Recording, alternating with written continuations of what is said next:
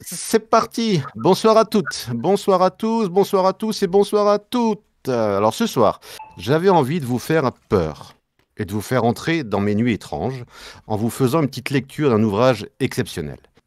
Oui, mais bon, enfin, comme j'ai commencé à travailler ma rubrique il y a 2 heures, j'ai pas eu vraiment le temps de bûcher sur l'œuvre d'une telle envergure qui traiterait de mon thème, hein, ni de me procurer en fait ce fameux livre qui pourrait vous emmener dans le sujet dont j'avais envie de vous parler, finalement.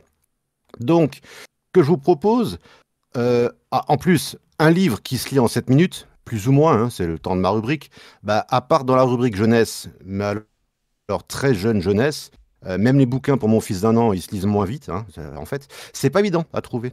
Il aurait fallu en fait que je commence à chercher vraiment plus tôt.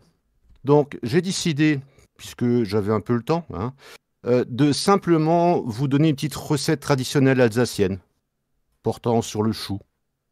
Non, en fait, j'écris mon ressenti des semaines passées et ça commence comme ça. Il est 3h30. La nuit étoilée que je vois par la fenêtre donne l'impression de se moquer de moi. Mes yeux grands ouverts regardent fixement l'extérieur et se posent sur la demi-lune qui éclaire le quartier, puis sur le réverbère voisin, qui semble vouloir lui montrer fièrement que lui aussi illumine son monde. Du moins les quelques rares voitures garées sur un triste parking, lavées il y a encore peu par la pluie battante tombée en fin de journée. Si j'avais des allumettes, j'en bloquerais mes paupières, de peur que celles-ci finissent finalement par se fermer. Dans mon lit, enfin, après des heures d'encharnement, à ne pas vouloir m'y installer, mon corps, fatigué, a gagné la bataille contre ma tête résignée, à peine plus reposée. Cela fait des semaines que je m'endors de fatigue, la journée, partout, n'importe où, dans ma voiture, dans mon bureau, dans la salle du médecin, qui me dit que cela est normal. Il a une explication scientifique à mon problème. Cela me rassure, mais il ne passe pas a priori mes nuits enfermées dans mon corps, sans pouvoir en sortir un son, sans pouvoir bouger, avec les yeux qui roulent d'un point fixe à un autre, un esprit angoissé, prisonnier d'un corps inerte. C'est une paralysie du sommeil. Ah non, cela ne se soigne pas, cela passe. En apprenant à dormir différemment, plus tôt, moins des réponses d'ignorants, qui veulent apporter une explication simple et rationnelle à un monde nocturne effrayant. Lorsque je tombe de fatigue, il n'y a personne pour me rassurer, personne pour voir ce que je ressens, sentir ce que je vois. Les ombres qui défilent les unes après les autres dans ma chambre ne doivent pas avoir conscience de leur rationalité. J'ai même dormi la lumière allumée, comme lorsque j'étais enfant et que mon père venait me raconter une histoire de loup. Aujourd'hui, je n'ai plus peur du loup. Mais les phénomènes qui accompagnent mes veillées sont plus terribles encore, et le loup, entendant ses cris aphones, fuirait la queue entre les jambes, vers sa meute craintive, et ensemble, ils ne reviendraient sans doute jamais pour m'effrayer. Certains penseraient que je suis fou. D'autres, d'après ce que j'ai pu en voir sur différents sites, savent de quoi je parle, et ont peur aussi, de s'endormir et d'en parler. Il est difficile de raconter, d'expliquer ce qu'est notre esprit à ce moment, dans ce vaisseau humain qui ne répond plus.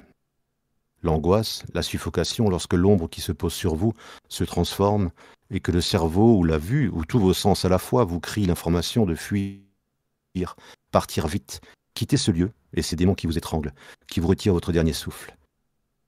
Il paraît que la paralysie musculaire est due au fait que le cerveau débranche les connexions musculaires donc lors du rêve paradoxal pour qu'on ne puisse plus ou ne puisse pas s'y blesser. Ils sont forts ces docteurs. Ils ont étudié des cas, mais sans doute pas tous les cas. Il semblerait que ce soit nos propres hallucinations qui nous poussent à suffoquer. Non, ce n'est pas un esprit qui vous serre le cou entre ses mains froides de haine.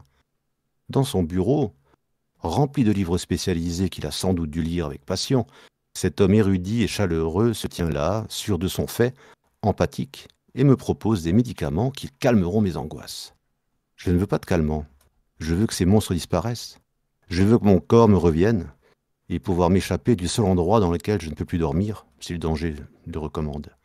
Je suis fatigué, vidé, silencieux dans ce monde étrange, situé à la frontière du surnaturel, mais qui peut s'éviter grâce à la science et ses produits dérivés.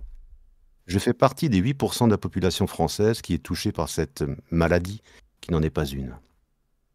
Guy de Maupassant, atteint de la syphilis, souffrait lui aussi d'hallucinations et sans doute de paralysie du sommeil, décrite en connaissance de cause dans Le Horla.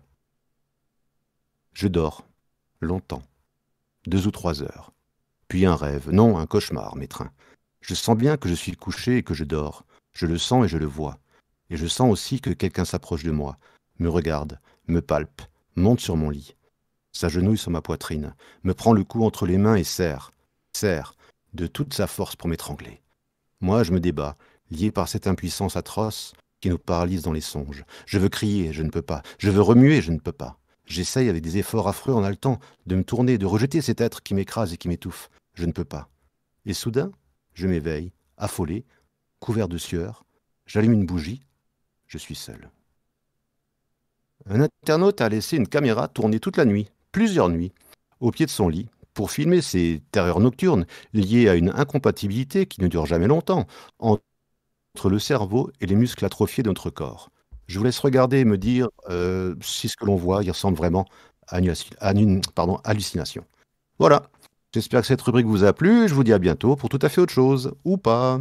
À bientôt. Merci beaucoup Yann pour cette chronique de l'étrange. Toujours aussi étrange, on aime beaucoup. On est toujours embarqué dans une dizaine de minutes de tremblements, de convulsions avec Yann. C'est toujours... ouais. C'est jamais ce qui va être Ça, super bien narré. Ouais. Ça s'appelle, a priori, paralysie du sommeil. Et il y a réellement 8%. Non, la narcolepsie. La narcolepsie, en fait, fait que tu t'endors n'importe quand, n'importe comment, et qu'effectivement, tes muscles atrophiés peuvent te laisser tomber. Mais la paralysie du sommeil, tu restes éveillé. En fait, tu es dans un rêve paradoxal. Et ce rêve paradoxal, tu l'as éveillé. D'accord. Je sais pas si tu vois.